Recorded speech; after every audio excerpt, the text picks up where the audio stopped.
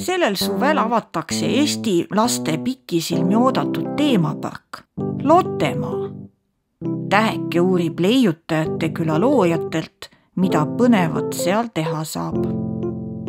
Kuna see täheke on tavapärasest paksem, ilmub siin poole rohkem jutte ja luuletusi.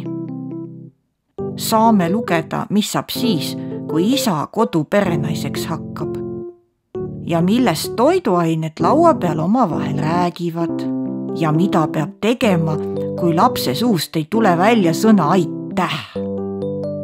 Veel on tähekeses juttu kiludest ja muumide looja Tuve Janssoni 100. sünnipäevast. Intervjuu on Kose poisi Reinhardiga, kelle hobide hulka kuulub ka modellitöö. Meisterduse rubriigis õpetavad Tiia ja Erika Karoliina tegema prügitopsi. Lisaks naljad, mõistatused ja koomiks. Ongi kõik. Head lugemist!